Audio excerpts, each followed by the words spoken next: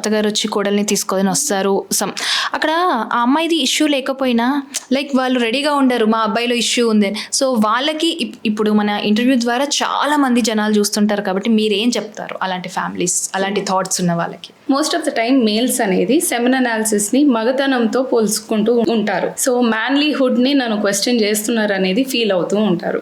So that is why they don't be ready to give semen analysis. మళ్ళీ తక్కువ వస్తే ఏంటి అనే భయం అనేది వాళ్ళలో ఎక్కువ ఉంటుంది.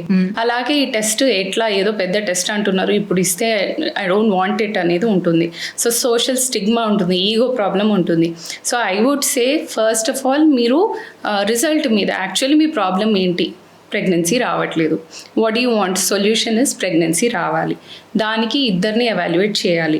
వాటి మీద కాన్సన్ట్రేట్ చేసి ఈ భయాలన్నీ పక్కకు పెట్టి సెమెన్ అనాలిసిస్ ఇస్తే బెటర్. అండ్ బయట ఉన్న ఆడవాళ్ళకి కానీ అమ్మలు కానీ అత్తలకి కానీ అందరికీ చెప్పదగిందైతే ఇదేనండి. మోస్ట్ ఆఫ్ ద టైం ఇద్దరు కలిసి ఉన్న ఫ్యాక్టర్ అనేది ఎక్కువ అవుతుంది. 2-3 ట్యాబ్లెట్ వాడడంలో అయితే తప్పేం లేదు. ప్రాబ్లం ఎక్కడుందో తెలుసుకోవడంలో కూడా తప్పు లేదు.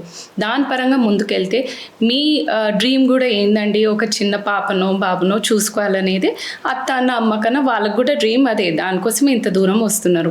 అట్లాంటప్పుడు ఇవన్నీ పక్కకు పెట్టి ప్రాపర్ ఎవాల్యుయేషన్ చేసుకుంటే results will be good. Okay. So మనకేంటంటే ఫీమేల్కి ఇష్యూ ఉంటే మినిమం ఒక అవేర్నెస్ ఉంది. ఓకే ఈ రీజన్ వల్ల ఏమైనా అయ్యి ఉండొచ్చా అని ఒక క్వశ్చన్ మార్క్ అని అట్లీస్ట్ చేసుకోవాలి. కానీ మేల్ రిలేటెడ్ ఫర్టిలిటీలో అసలు ఎవరికి దాని గురించి ఒక అవగాహన లేదు. సో దాని గురించి మీరు మాట్లాడతారు? మేల్ రిలేటెడ్ ఇన్ఫర్టిలిటీ తెలుసుకోవడానికి దర్స్ అ సింపుల్ టెస్ట్ అండి, సెమెన్ అనాలిసిస్ అనే టెస్ట్. దాంట్లో you have to just collect your semen and give it to the Andro technician are embryologist. వాళ్ళు చూసేది 4 ఫ్యాక్టర్స్.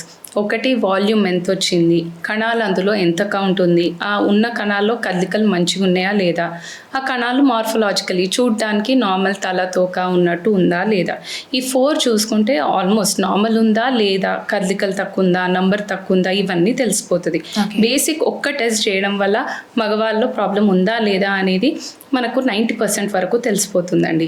రిమైనింగ్ హార్మోన్ టెస్ట్ లేకపోతే స్కానింగ్ ఇవన్నీ ఎప్పుడు ఇందులో ఏమైనా అబ్నార్మల్ వచ్చింది, I want to know something else అంటే అప్పుడు మిగతా test come in to play.